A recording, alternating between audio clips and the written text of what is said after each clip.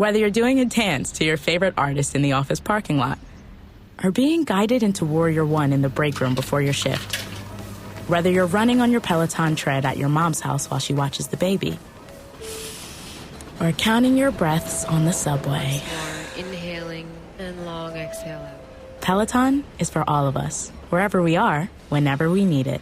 Download the free Peloton app today. Peloton app available through free tier or paid subscription starting at $12.99 per month. Hey, y'all, it's Garth, the Big 615. You're going to hear the newest that country music has to offer. At the same time, you're going to hear the newest that the country classics have to offer. I want to hear the new single from George Strait, and I want to hear it right beside the new single from Luke Combs. That's the thing we call the Big 615. Download the free TuneIn app from the App Store. That's TuneIn. Or ask your device to play the Big 615 on TuneIn. Jacob Albrocht, Tommy Castor.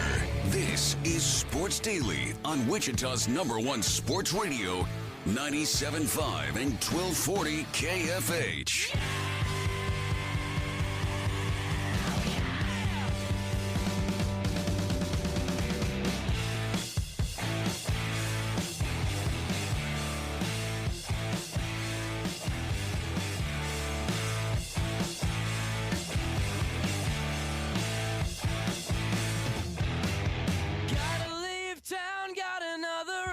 All right, welcome back in, everybody. It is Sports Daily. It is KFH. Jacob Albrocht, Tommy Castor here with you.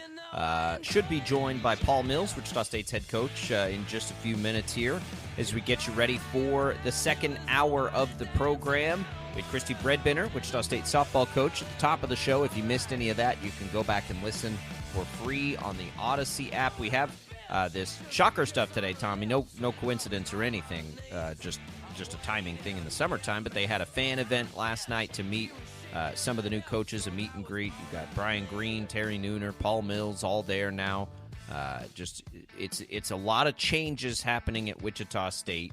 I try to keep a pulse on it, chat with Shocker fans, get a gauge of how everybody's feeling. And I think right now, from what I gather, people are generally bullish on the direction of some of this stuff, but it's all going to come down to these games and how it plays out. But, good time to get a chance to get to know this team. So we're looking forward to the conversation with Paul Mills coming up in just a little bit. And, Tommy, it's interesting. I guess I'm the most immediately curious if the roster construction is done or if they're still searching. I think that they still have a scholarship left. I'm not 100% sure on that. We'll find out. But, that I guess becomes – the interesting thing is anybody else out there they're looking for, or is this the group? Yeah, I mean, I think that the key word there that I think about when I think of Shocker men's basketball and the direction of the program under Paul Mills is encouraged. That would be the word that I would use. I don't know if I'm ready to say confident. Don't know if I'm ready to say excited yet. I think encouraged is the right word. Some of the major program transfers that have come in, to this program, I'm excited about and looking forward to hearing more about it. Well, let's get right to it then. Joining us now on the program, I believe it's the second time, Paul Mills, head coach of Wichita State men's basketball. Coach, thanks for joining us. Welcome back. Tommy, Jacob, thanks for having me. You bet. All right, Coach. We'll just start with last night. We were just mentioning the meet and greet. How did that go? How have things gone just in general terms for you now? I don't know how long it's been exactly, but some time to sort of get to know people, for people to get to know you, integrate a little bit with the fan base. Is this everything you dreamed about when you took the job here? It's been great. We've had several of these caravans in Kansas City and Derby and Oklahoma City, and so we've gotten to meet Shocker fans, but we haven't had a chance to visit with Shocker fans here in Wichita. So that opportunity and to interact with our players on the men's and women's side, I think is great. People are excited about Shocker basketball. People love there's a history here. I love the fact that I get to run into Aubrey Sherrod and Xavier McDaniel every day as those guys are up here working out and And so to get to see those guys, knowing the history, seeing the fan base in a variety of different venues, it's a wonderful, wonderful experience, and we're looking forward to tipping this off, but that's still months down the road. Coach, I know that we'll probably hear in a couple minutes talk about some of the transfers coming into this program, but I think my first question is, how has the integration been with the returning players that were on this roster last year working in your system now? So guys like Xavier Bell, Colby Rogers, Quincy Ballard, of course, Kenny Poto coming back. What's that been like working with those guys that were part of the program a year ago? Yeah, it's been good. We had some opportunities with each of those guys during the spring when I was initially hired in late March. So familiar with those guys and what they're doing, and obviously talking with each of them and going through film with each of them about their games and what needed to improve and what they were doing well that we needed to, hey, we're good at, but how do we become great at it? And so knowing all of those guys and having that opportunity, it was good because summer wasn't the first time. And then to incorporate the new guys, have everybody here. We're still missing. Joy is coming over from NBA Academy in Africa, and he'll be here later this week. But to have all those guys right now on campus, will officially begin practice July 17th in anticipation for a trip overseas in order to play several opponents. So it's been good. We're only allowed 4 hours a week with them, but this time has been beneficial for us. I remember head coach Paul Mills, Wichita State men's basketball, joining us here on Sports Daily. I remember the first time we talked, you talked a lot about how, style is a hard thing to talk about now until you see what the roster is, and that would be, flexible and sort of bend itself to what you have. Do you have any insight on that now that you've seen guys, now that you know what the roster looks like a little bit? Can you give Shocker fans any insight to what you guys as coaches are hoping this team will look like stylistically next year? I can't. One, because kids are still jumping in the portal constantly. And so there's a number of opportunity to still upgrade your roster. We still have a couple of scholarships available, and we're not going to take somebody just to take somebody and just fill the roster just to fill it, to say we have 13 scholarships. But at the same time, there's still guys that are out there that are a quality fit, and trying to see just where they're at, when they'll make decisions, going through this process. So recruiting never stops. It used to be like, hey, at the end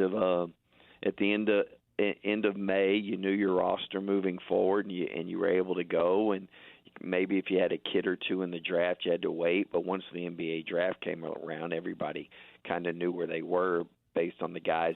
It's different now. You had quality players entering the portal on Sunday night. And so I think rosters are constantly in flux. And if we can upgrade and make the team better, and we know it's a fit, we're going to. And so there's still some focus on the 2023 class and completing that. And so we do have an idea, though, about our primary pieces. Jacob Germany has been great. The transfer, he's an all-conference player at UTSA. And Kenny Poto. How do we play those guys together? Where does Quincy Ballard, given that he was injured a year ago, where does he fit in this entire mix? So there has been some stylistic questions, but in regards to, all right, we've got a roster in place now, we can understand what we're going to do moving forward from a basketball standpoint. We're still not there yet. Coach, it seems to me, and maybe I'm off base here, and you can tell me that I'm an idiot, and that's totally fine when I bring this up. But it seemed to me that some of the strategy in bringing in some transfers during this offseason, look outside of maybe Jacob Germany, looking at some of these players that played for big programs in the SEC or Big 12 or, of course, Miami, and maybe, these guys not getting a huge opportunity at the programs, but then coming into Wichita State to take the next step forward, like Bijan Cortez from Oklahoma, of course, Harlan Beverly from Miami. I mentioned him. Ronnie DeGray from Missouri. Was that a strategy that you were looking at seeing, trying to find some guys that, had played in big time programs that maybe needed to take a big step forward with the Wichita State program? Well, I knew all of those guys. I mean, knew Harlan, knew Ronnie, knew Bijan, and knew Jacob. So I was aware of those guys, and since I've known them and since I've watched them play, Harlan obviously was injured, and played in a real good backcourt with Wong and Nigel Pack. Was a Final Four backcourt there at Miami, and didn't get cleared until late, but. I knew what these guys were capable of. It's similar to me coached a guy who ended up being the sixth pick in the NBA draft named Epe Udoh. And Epe was at Michigan a couple of years, and it just didn't work, and then transferred to us back in the day when you had to sit out. And then a year later, he was the sixth pick in the NBA draft. But you always knew his skill set. You always knew that, man, this guy has ability. Is this a situation, a better environment where he could flourish? And that's kind of what I think about each of the guys that we've been able to add. Not that I'm smarter than anybody else, but it's just, man, I do believe we could utilize this person differently and maybe showcase some of the things that he didn't showcase before for whatever reason.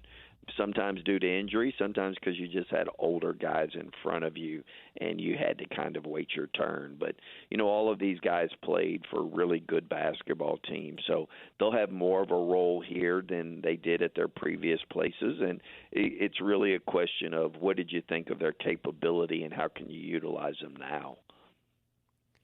Let's have a little fun too, Coach, because we didn't have as much of an opportunity when everybody was just getting to know you off the top there the last time we talked. I want to bring something up that a lot of people pointed at. So when you were hired, everyone kept pointing to this article by the Sporting News earlier this year that called you maybe a villain in the league, which surprised us all from Oral Roberts. But how do you like that? And I ask that because you know about Play Angry. You've know what Wichita State fans pride themselves on. They're a little rugged, a little mean, maybe a little bit, but everyone pointed to that as, see, he's going to fit right in. What did you think of that when you were painted as a villain, and are you able to have fun with that, and have you been able to have any fun with that with Shocker fans? I haven't seen the article. It's been somebody mentioned it to me, and I think what happens is nobody likes to see the poor get rich. It's kind of like, listen, you stay over where in your neighborhood. Don't come over here. And so I think what happened, maybe why, I don't know who wrote it. They may be from another team, but there were some teams that were pretty dominant. And when I took over at Oral Roberts, it didn't even make the conference tournament in a 9-team league, and 8 teams were invited.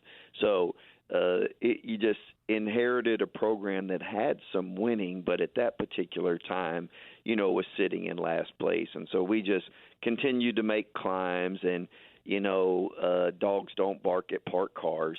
And so as you start moving forward, people are going to say whatever it is they want to say, but I make no apologies for going undefeated in the league. So if that makes me a villain, it makes me a villain. I had little to do with it other than I had the chance to. I never got a rebound or scored a point, but I was surrounded by some really good guys, and we were able to win some games. Coach, I read a really great article in the Wichita Eagle about how a phone call from Jerome Tang led your program to a trip to Greece. For those folks that didn't have a chance to read that article, and of course that's been in the news for the last few weeks or so, that your team will be making that trip. Talk a little bit about how that all came about and what kind of benefits you see your team going overseas. Sure, Jerome's a dear friend. He and I were together for 14 years, and I tell people not only were we together, our offices side by side, but when we went on the road, we were roommates. So literally lived with the guy. His children were at my house, my children were at his house, and so we talked frequently. And he was telling me about they were scheduled to go to Greece, but a new opportunity had come up that allowed them to make a trip to Israel for their summer tour. And I just said, well, what are you going to do with the Greece trip? And he said, do you want it? And I said, absolutely. And he had told me about how they had paid some money and they were going to be out. So we called the organizers of the event and just asked, could you credit that over to us? And they said, yeah, we need somebody to take this off of our hands. So Jerome allowed us to do that and get that opportunity. I mean, getting to take a team to Athens and Thessaloniki and be able to play games. If you've seen the Disney movie Rise on Giannis, he built a court in Athens, and so you're playing on a court that was recently built against some national teams, the Greek national team, and against quality opponents. So that opportunity to get over there, play quality opponents, and have an experience like that. I mean, I've never been to Greece. I don't know if I'll ever get the opportunity to go again, but especially with a new team, just from a team bonding perspective, from a competitive perspective, and at the same time, you get real practices in the summer, unlike right now where you're only allowed to be with them 4 hours a week. Building up to those games, you get 20 hours a week. So you get quality time that you wouldn't otherwise get in order to help go further faster from a basketball standpoint. Head coach Paul Mills, Wichita State basketball, joining us here. We appreciate the time on Sports Daily.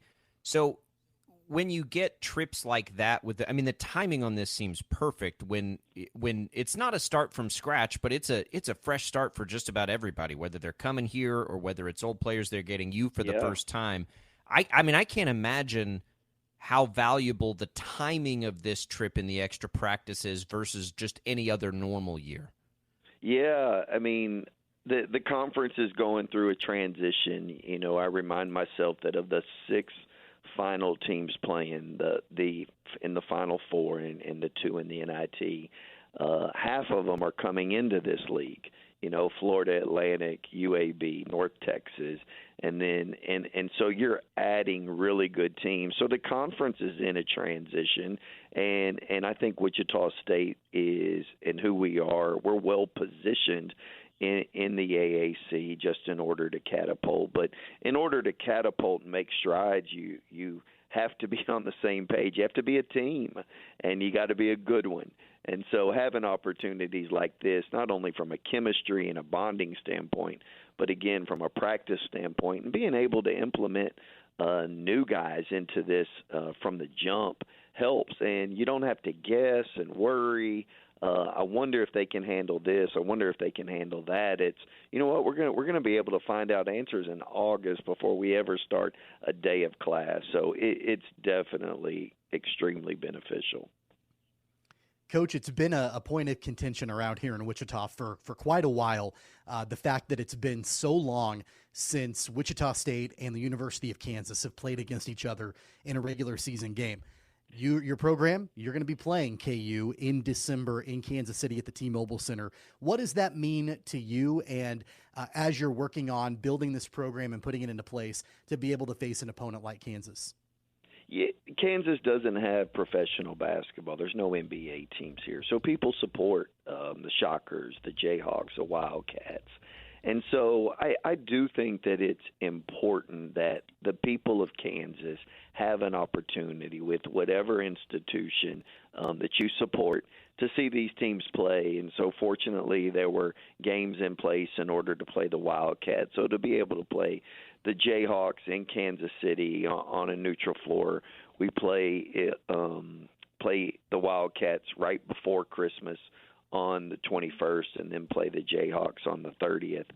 Merry Christmas to me with those two games sandwiched in. I hope I remember Christmas is on the 25th. You'll be so focused on other things, but I think it's important not only for the institutions. I think it's a national game that people will pay attention to and will get national attention. But I am aware of how important it is, not only to the people of Wichita, but to the state of Kansas.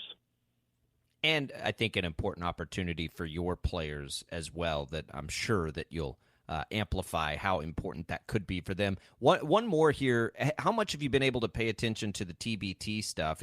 Speaking of the love of basketball in this state, all 3 of those teams have alumni teams coming in now. Pretty big-time names on those rosters, too.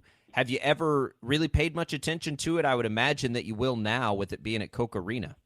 Yeah, July is such a whirlwind for us as coaches simply because you're running gym to gym and airplane to airplane because it's the time of the year where we recruit. But what would happen is as you would get into hotel rooms or you'd sit down somewhere to grab a bite to eat, you would see these games on ESPN, these TBT games, and I was always amazed that any time a game was ever played in Koch, I was amazed at how many fans were here in comparison to other games that you would see at TBT. I remember being in Louisville, Kentucky a few years back and ran in somewhere with some coaches to grab a quick bite to eat between games, and on the screen were these games, the TBT games, and they were panning back and forth between Koch and other places, and it was like, let me tell you, people in Wichita love their not only Shockers, but they enjoy basketball. So I'm excited about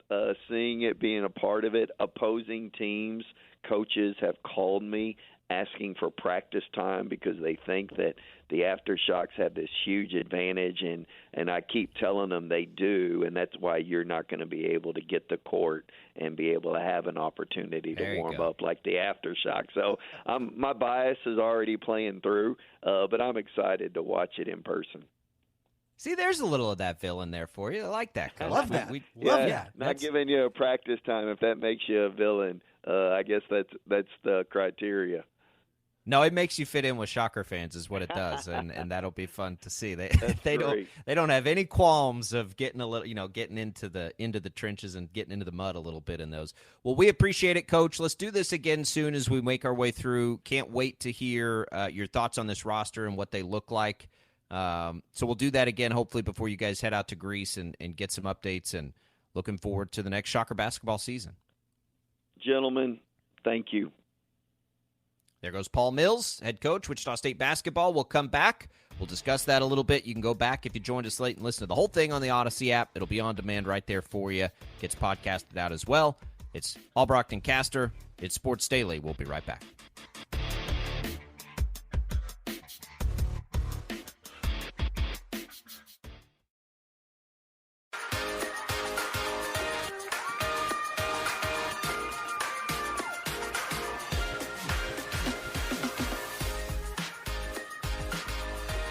All right, welcome back, everybody. Sports Daily on KFH. It's Albrecht and Caster. Appreciate Paul Mills stopping by, chatting it up a little bit. A little early, thanks to get a real good feel for what this roster will be stylistically. And, the reason is they may still have some more roster coming in, Tommy. I think we got that question answered there. A little bit of fun with some of the, things that people write about Paul Mills, but we're looking forward to how that comes together. If you missed any of that, you can go back on the Odyssey app and listen to it, as well as our interview off the top of the show there with Christy Bredbender, Wichita State head softball coach. Real quick news item here, Tommy. Keisha just announced out of their executive board meeting that state football will now be held at 3 locations with 3 games at each site. We're getting there. We're getting closer. Yeah. That's better. Yep. Yeah, no, it is. Of course, I think we all feel like the goal needs to be one site for state football and have a big blowout with all of the teams and all the different classes playing in one area.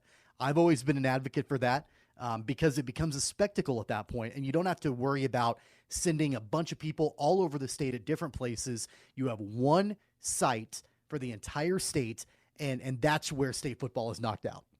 Yep, I agree with that. 3 is certainly better than 6, and it'll, I believe, take place over 2 days. So that's progress. I think even more than football in this state, it could be something spectacular for basketball, and you do it at Intrust Bank Arena. You've got the hotel space, you've got the time, like all of that. Because that's what – look, and if you say it can't be done, they do it in Texas. If they can do it in Texas, they can do it here, right? Like that, it'll be fine. But good to see that, and if it goes well, maybe that's the progress we made. So that little news item came out.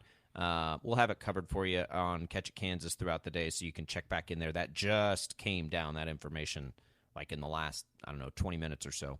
All right, let's talk a little Shohei Ohtani here, Tommy, as he continues to do these things that are insane, and you can go and find, all the different stats and everything else. But it's crazy because he's essentially leading the way offensively in baseball in just tons and tons, especially of power type categories.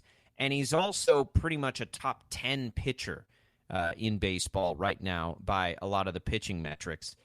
It would be one thing if he was, serviceable at both, but he's in the conversation of like most gifted to do both. That's what's so wild about it when we watch it happen. And you're just like, it's almost hard to not comprehend, but you said I don't know that we appreciate it enough. He's the biggest story in Major League Baseball. I don't think there's a question about that now that Judge's home run chase is over, but it is almost like we're still undervaluing just how wild this is. Like to be able to do both at the highest level, not just to do both at the big league level, but to do both at the big league level to MVP/Cy Young abilities, it just doesn't make any sense. So this guy, as a hitter, has an average over 300 and an OPS over 1,000. As a pitcher, opponents against him have a batting average of 180 and an OPS of 600. I mean, it's remarkable. Here's another stat for you that this is going to sound ridiculous, but it's the truth. I'm just going to read it straight out.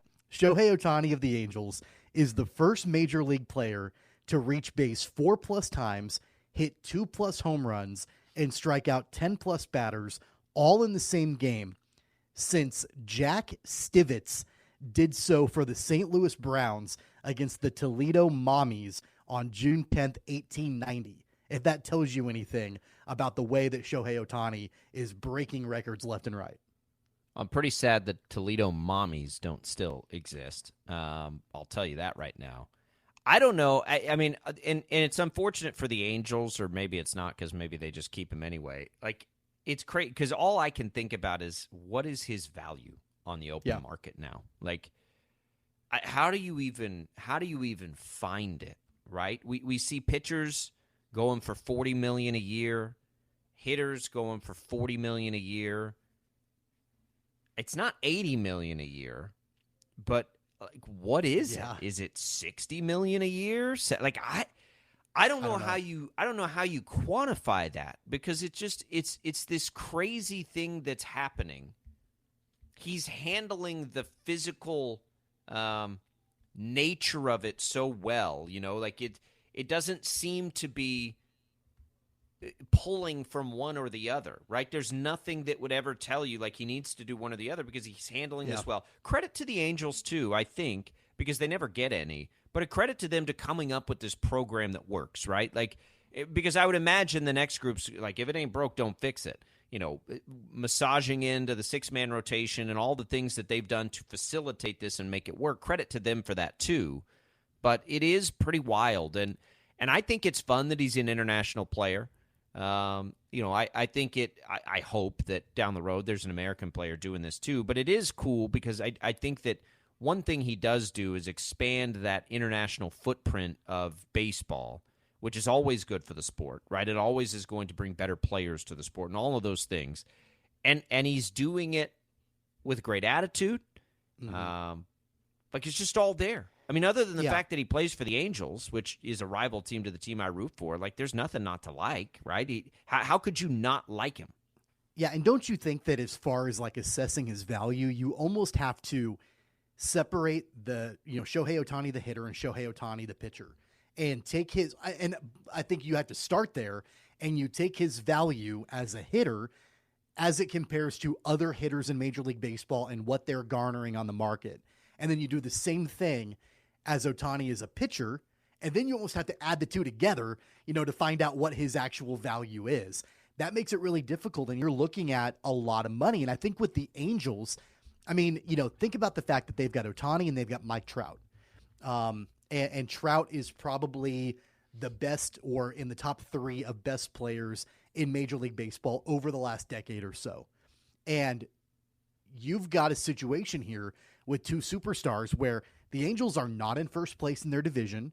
I don't think a lot of folks are really considering them as a legitimate World Series contender. They're probably in the market as a wild card right now. They're probably being considered, as a potential wild card team.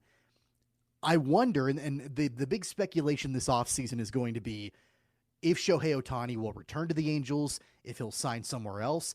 We talked about with the NBA not that long ago, Nikola Jokic and the pressure on the shoulders of the Nuggets to win a championship for Jokic, or he'd have to go somewhere else. I think there's that same kind of pressure on the shoulders of the Angels organization because you've got Ohtani and Mike Trout. You should be competing for championships. And if you don't, and if you're not able to do that, I wouldn't blame Shohei Ohtani for wanting to go elsewhere. Baseball, I think we can do that less than we can with other sports. I don't think it's I don't think it's quite as simple. It probably comes down to money to some degree, if not to the most degree. So let's think about this way. So if Aaron Judge is valued at $40 million a year as a hitter, Aaron Judge is he plays a defensive position, so you can add some value there. But as a hitter, he's 31 years old. Ohtani is going to come in at a little bit younger. He's 28 and about to be 29. But doesn't Ohtani have at least as much value just strictly as a hitter as Aaron Judge? Because I think he probably does. Right? I mean, he's leading most of the categories this year and has been there now consistently enough. So I would say that it's not unfair to say he's as valuable, just as a hitter, as Aaron Judge is on the market. If Garrett Cole has the biggest contract, and I think Verlander has the biggest by year at like 40 or whatever it is, but let's just say it's 35 to 40. I don't think Ohtani has as much pitcher value maybe as those guys because he won't throw as many innings. So, how far down the pitcher list do you have to go? I don't know. Where is it? I'm just trying to think. It's probably, DeGrom has his injury risk. Like, I don't know how far down you have to go, but it's probably $30 million a year. I don't know how to evaluate it. And I don't think baseball does either, by the way. Like, this is going to be the most fascinating free agency, if it goes that way, that we've ever seen, because I don't think anybody knows how to evaluate it. So the creativity on it is going to be through the roof. Like, there's no blueprint for how to do this with this guy. Yeah, if I'm in the front office and ownership of the Angels, I've been planning for this and prepping for this for, over a year now, knowing that Ohtani's going to hit free agency. And I would imagine that the team that would have the biggest handle on his value is the team that currently has Shohei Ohtani on the roster. So you're going to see major market teams this offseason, like the Dodgers, like the Yankees. I mean, it's the usual suspects are going to open up the pocketbooks more than likely to try to get Ohtani on their roster, not just for his prowess in hitting and the great pitcher that he is, but also that by bringing Ohtani on your roster and he's such a spectacle, you're going to sell more tickets. You're going to sell more merchandise. You're going to make a lot more money by bringing him on your team. So teams are going to be willing to spend to get him. But I would imagine, and I don't know, I think that it's going to come down for Ohtani, not only about the money, but also what's the likelihood of him winning a championship with whatever team he signs with. If I'm the Angels, I've got to have a strategy in place to not only take care of him financially, but also make sure I've got the right pieces around him to be a legitimate contender to win a World Series. And if the Angels can't get that done, then yeah, if I'm Ohtani, I'm going somewhere else. I'm going to a team like the Dodgers or the Yankees who can, basically put a roster in front of me, not only the money, not only the blank check basically, but the roster that says this is what's going to win us a championship, and you're the final piece of that. Well, and the hard part about that, too, from the Angels' perspective, is you have had him and it hasn't been enough. So right. Now you're going to pay that much. Is that the ticket for them? I don't know. I don't know, because you can just sort of look at it that way, too. Like, you've had the two best players and it hasn't been the right way to do it. So if you're looking at it organizationally, is spending even more for that still the best way to do it, or does that money better serve us spread among 4 players? That's the complicated thing, I think. And the Angels aren't going to want to let him go. Don't get me wrong. Baseball is weird that way, right? Individuals have less of an impact, I think, singularly in baseball than they do in any other sport. But again, singularly, he helps you from 2 different fronts. It's almost like he's 2 different players. So that's where it gets really tricky. And he's 2 players. Right. And again, on top of that, I do agree with you. It is more difficult in baseball to assess a singular value to the overall result of a team, right? I get that and I respect that. But keep in mind, this is a stat from yesterday. Just in the game yesterday for Ohtani, on the mound, he was 0.4 in WAR on the mound pitching. At the plate, he was also 0.4 in WAR. So by himself, he accumulated almost a full win in one day for his team. So there has never been a player that can singularly impact the result for a team like Shohei Ohtani. That's what makes it more difficult. But you can look at any other player. But he only has that kind of impact once a week. You know what I mean? Right, but then he's in the lineup basically every day. And so, I think that you can look at like an Aaron Judge or a Fernando Tatis or a Juan Soto, a Bryce Harper on one end. You can look at a Garrett Cole, and some of the other dominant pitchers in Major League Baseball on the other end. And that's all great. And you can say, yeah, those guys are extremely talented and they're certainly helping their teams. But singularly, is it enough for one of those guys to lead those teams to a championship? Probably not by themselves. Shohei Ohtani is a little bit different. It's sorry for everybody else who wants to win the MVP in the American League because it took a home run title to get it last year. Okay, what's the number one reason you should try Instacart? Shopping over 1.5 million unique products from over 1,000 retailers and get everything delivered right to your door in as fast as 1 hour, all in one app. So you can spend more time with the ones who matter most. Visit instacart.com to get free delivery on your first 3 orders. Offer valid for a limited time. $10 minimum per order. Additional terms apply. Life comes with a lot of decisions, and it can be hard to know the right path sometimes. A therapist can help you map out what you really want, so you trust yourself to make great choices and feel excited about the future. BetterHelp offers convenient professional online therapy on your schedule, however you want it, by phone, chat, or video call. Let therapy be your map with BetterHelp. Visit BetterHelp.com/positive today to get 10% off your first month. That's BetterHelp, HELP.com/positive. Looking for an adventure? Find yours in a Toyota. Like a Camry with stylish design and a reputation for reliability that can't be beat. Or go with a Corolla, both affordable and capable. With so many trims and features to choose from. Or check out the new Crown, presenting you with luxurious style and elegant amenities to make your day a breeze.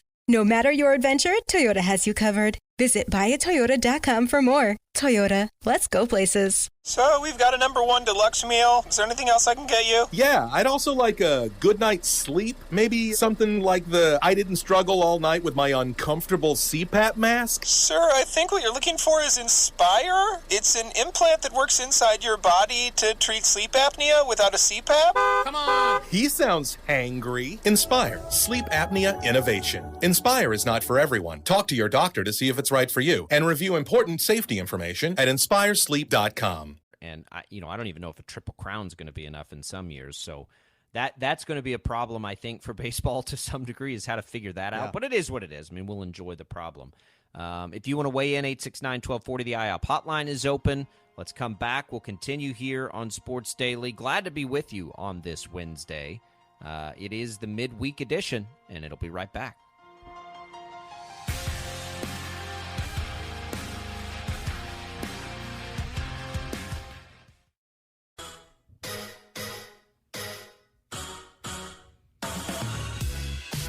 All right, welcome back, everybody. Tommy's got a little Shohei trivia as we're talking about Ohtani. All right, hit me with it, Tommy.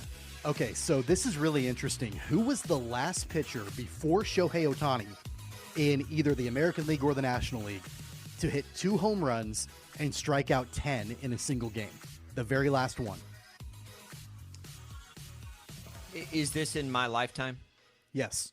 Okay. So I've got two guesses at this, and it's not because I remember this happening, but I'm trying to just remember the only two that I could think of that were capable. I'll start with Rick Ankiel. Nope, it was not Rick Ankiel. The only other one I can think of is Micah Owings. Nope, wasn't him either. Back in 2019, Zach Greinke hit 2 home runs in a game and struck out 10. And Now then I it do actually remember that. happened. It happened 2 years before that. Madison Bumgarner did the same thing in 2017. But I thought that was kind of interesting. Zach Greinke, I would have never thought. And I don't remember that happening in 2019, hitting 2 home runs and striking out 10. It's pretty cool. God, I love Greinke. He and Salvi. I feel so bad for the Royals for those two guys. I wonder if how much trade value Greinke might have this year. Probably not much. Probably not much, but it's one of those, like, could you use a back-end guy or somebody that, you could envision in a pinch in a playoff game? The Royals trade value meter is going to be fascinating. We talked about this earlier this week. I do think it's a seller's market. It's just like there's not much to sell. We had a full discussion on Bobby Witt Jr., which you can go back and listen to from the first hour. But let's exclude him. Salvi certainly has value, but his contract is pricey, and that's where I think you need to see Royals ownership step up financially. Like, if a good package comes back, but you got to eat some salary, and you're going to end up trading him, eat the salary, right? Take the players, eat the salary. Chapman and Barlow stand out to me the most. Of course, Barlow blew a save last night. His ERA is not as stellar as it's been, but I would still imagine he's got some value based on his track record and experience. Chapman obviously does. And again, I wonder if they're not better served going somewhere together than they are separately. But there's just not a lot there this year. Not a lot there. Yeah, I don't know. I think that even though Barlow's ERA is not exactly where you would want it, I think he's got good enough stuff where a contender is going to want to use him down the stretch. And I think that goes back to the conversation about Greinke. Greinke doesn't really have stuff anymore. He's admitted that. I mean, he's got to be creative in the way that he gets guys out. He's not a swing and miss pitcher anymore. He's pitching to contact. He's got to get creative with off-speed stuff.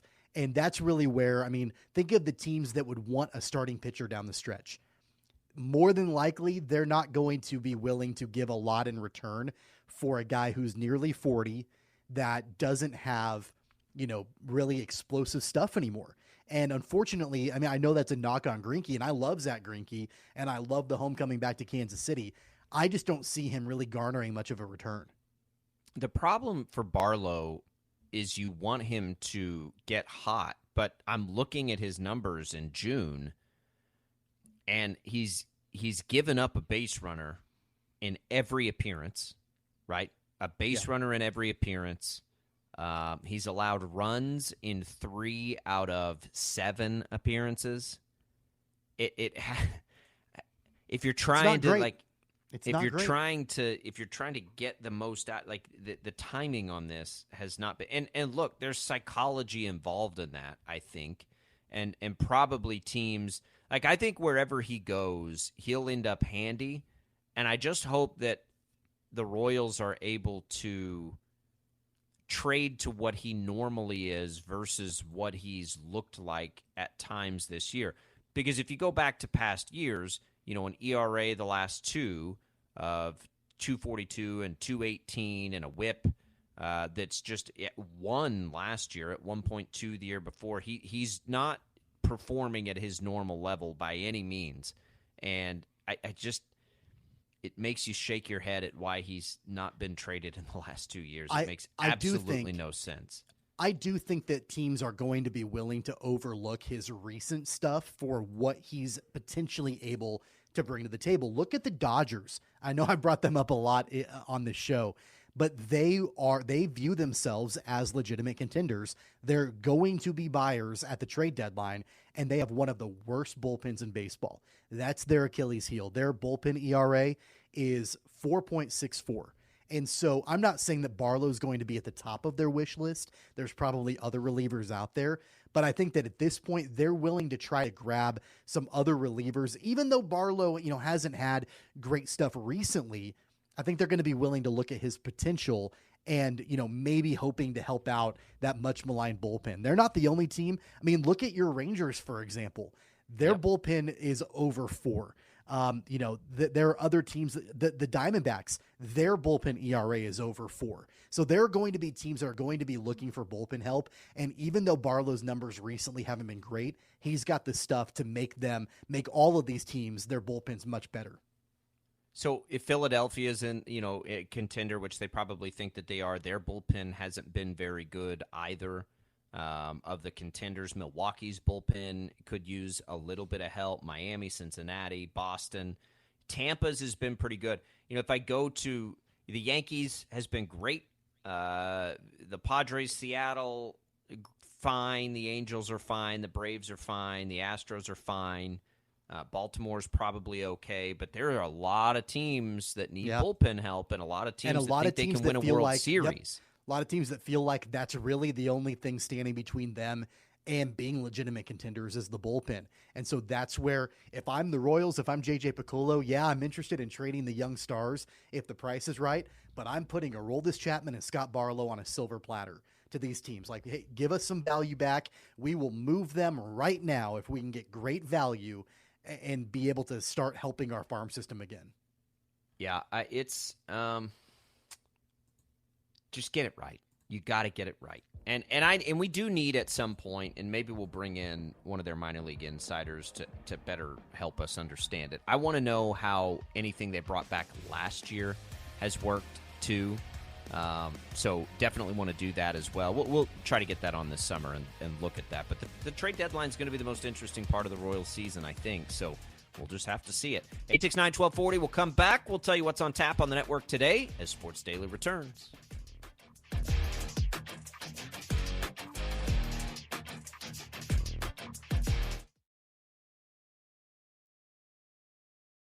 Want to lose weight, be less stressed, or manage a condition? Prescription for Wellness can improve your health with personalized sessions based on your schedule.